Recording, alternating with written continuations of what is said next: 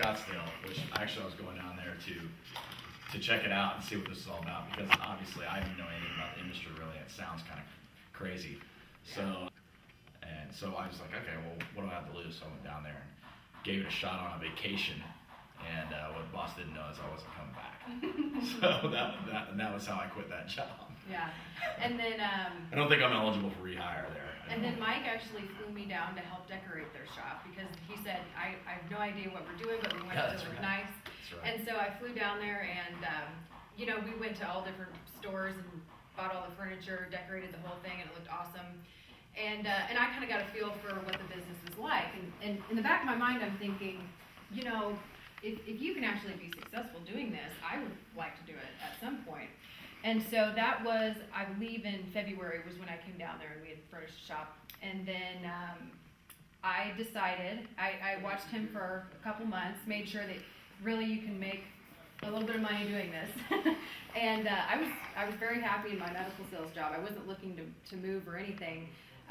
But because he was long distance and we had only been together for a year, I just decided it would be better on our relationship if we could be in the same place. So what I said was, Dave, I'm gonna quit my job and I'm either gonna move out to Scottsdale with you and live off of you, or you can just hire me as a salesperson.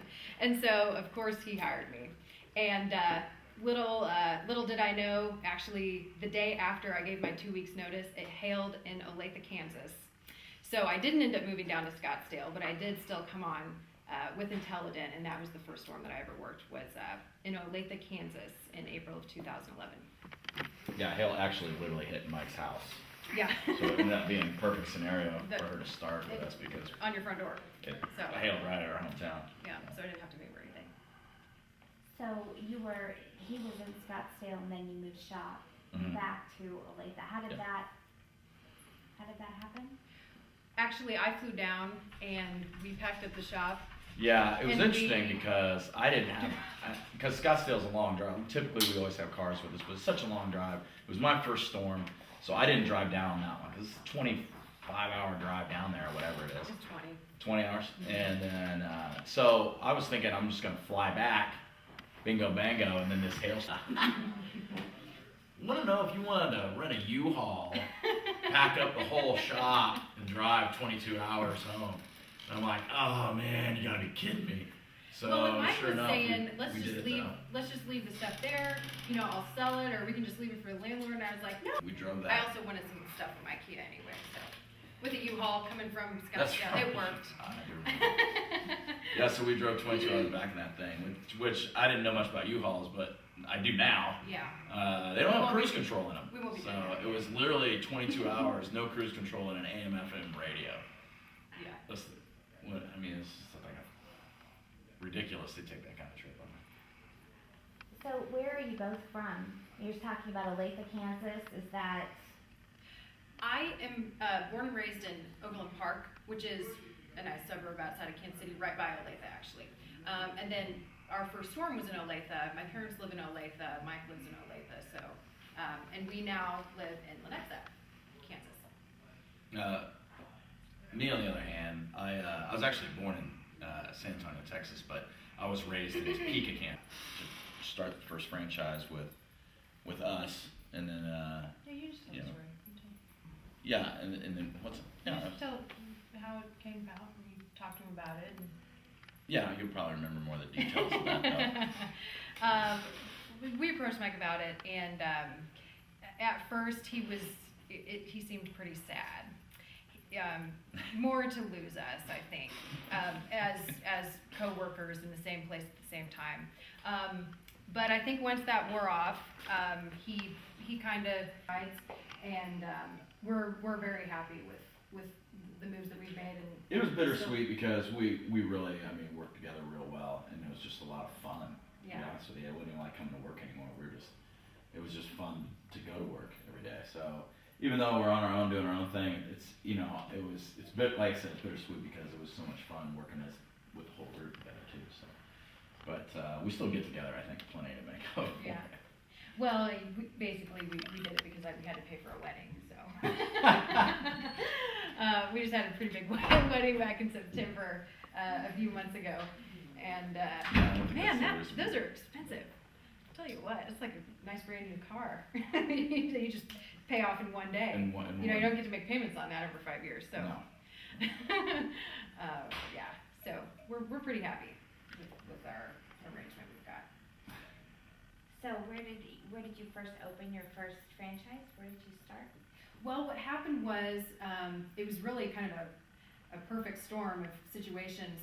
I was home, I can't remember what I was home, do you remember why I was in Kansas City? Was it for pageant stuff? Maybe, yeah, I was down in New Orleans working that shop in New Orleans. yeah, and so I was up here and it hailed in Topeka. I think Mike is already in Oklahoma at that time too. Yeah, he was. So Mike was in Oklahoma. He was kind of wrapping up shop. I was wrapping in up shop in New Orleans. Orleans. Mike was starting one in Oklahoma, and I was just kind of like, as I didn't need guys, we were sending them up to Oklahoma to get that started. And then it actually hailed in my hometown, Topeka. So for us to have a first storm, for us it was like a pretty good situation because right out of the gate, I'd have a lot of connections there And referrals. Just, and you know, stuff low like hanging that, fruit. and know people, and I could get, it'd be an easy small storm for us to kind of get started in, as opposed to like maybe something that a big city we'd get maybe over our head or something like that with. So Yeah. it was big, but not too. It was going to be a good storm for us, but not too big that we couldn't handle it. Yeah, so I went to Topeka, kind of checked it out, made sure that it really hailed there, because sometimes you get these reports and you go, there's nothing there. And and it did, and so, Dave and I had a sit-down conversation. We said, we need to talk to Mike about doing this, and came up with our proposal, and Dave called Mike, and the rest is history. Mm-hmm.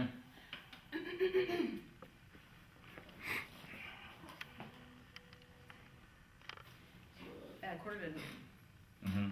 to be on the phone and tell right away that he was not joking. I mean, it had to have been. That'd be pretty bad. Pretty bad.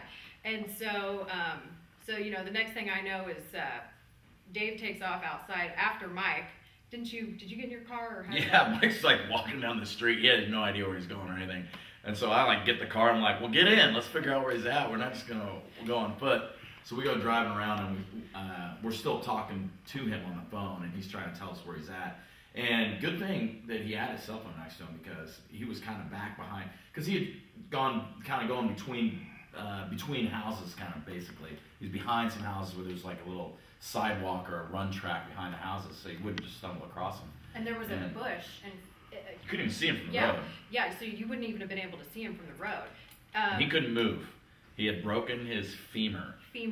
And twisted it, right? Yeah, it was a mess. So, and Yeah. he could not move at all. It was so painful. So he was literally stuck right where he was. When we got there, make matters worse, he actually fell on top of a fire ant hill.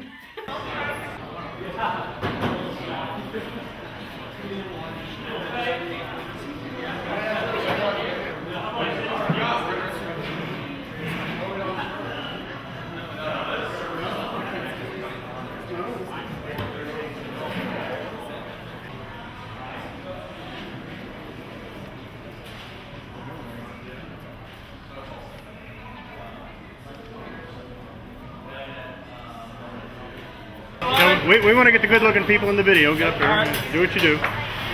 Welcome to Rudy's.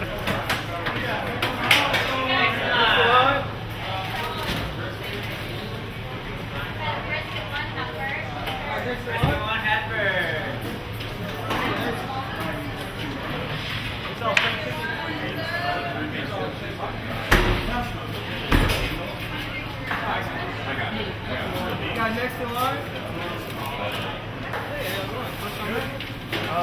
There's one house.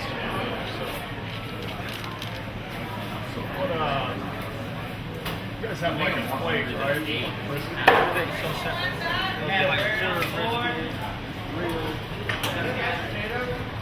Give me a wait on stuff.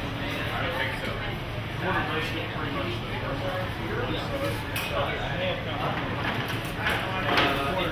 Reality TV thing. We're getting the good-looking people here. Oh, good. Just to get back there. Guess I'm next then.